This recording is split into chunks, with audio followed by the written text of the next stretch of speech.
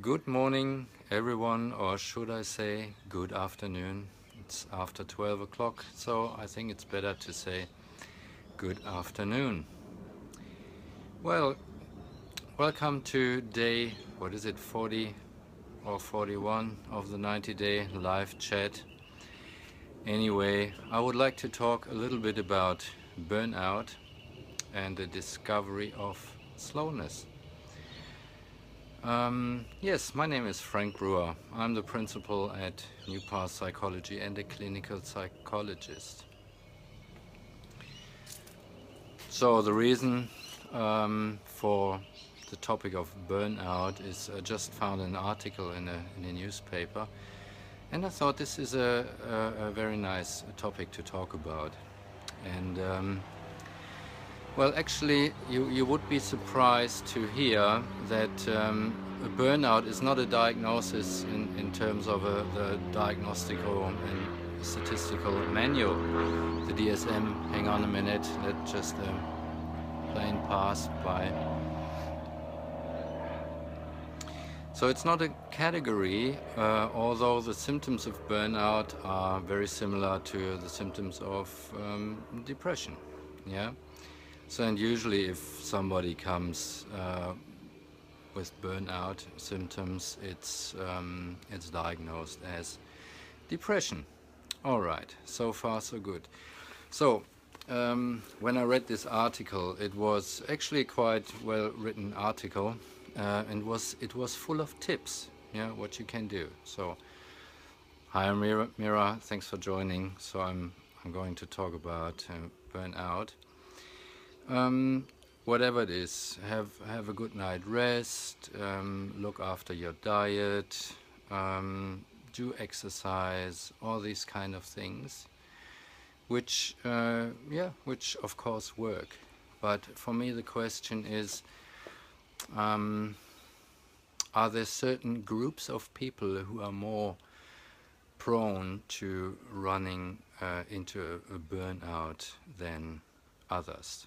Yeah, and the key word here is actually the helper syndrome. Are there certain professions that are more prone or at risk of burning out due to their profession, or maybe due to their personality or their traits? Yeah. So we know, for instance, the group of psychologists is actually prone to running into burnout as much as the profession of doctors are. Yeah. Also, teachers are very much at risk of running burnout, and the reason is because we are giving a lot. Yeah. So doctors do give a lot, teachers do give a lot to their students, and psychologists, of course, give a lot to their clients, and it's that sort of personal engagement, the amount of attention that's required to do the profession. I mean, it's rewarding, yeah, on the other end, but it's still a lot of giving that is being done. So it's interesting though why certain people sort of choose those professions, yeah, choose a helping profession.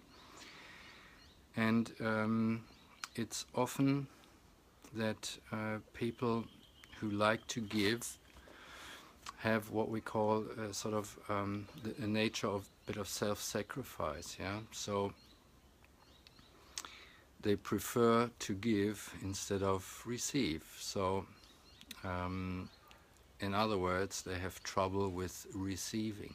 Yeah, receiving say attention, receiving love, receiving that connection that makes, say, a relationship equal. So, I mean, the topic of self-care is absolutely endless, or sort of it's a wide topic, and there's certain things that everybody sort of could be doing, and I'm more than happy to refer to the article in the newspaper. So things that everybody know, yeah, be sort of have a good rest on the weekend, go for walks, take time for yourself. But it's also to look into what is it that sort of, where are your needs not met, yeah, your deeper interactional needs, or needs for connection, for love with family members, or a partner, and so forth, yeah. So receiving professionally would mean that we do a lot of supervision. So psychologists like myself, of course, I have regular supervision. Sometimes I have one-on-one, or I have supervision in a group. That's awesome. Or we do debriefing, yeah, so we just chat with colleagues about this and that, what happened during the day, what happens in session, and so forth. And that's a way of yeah, receiving and getting support, yeah.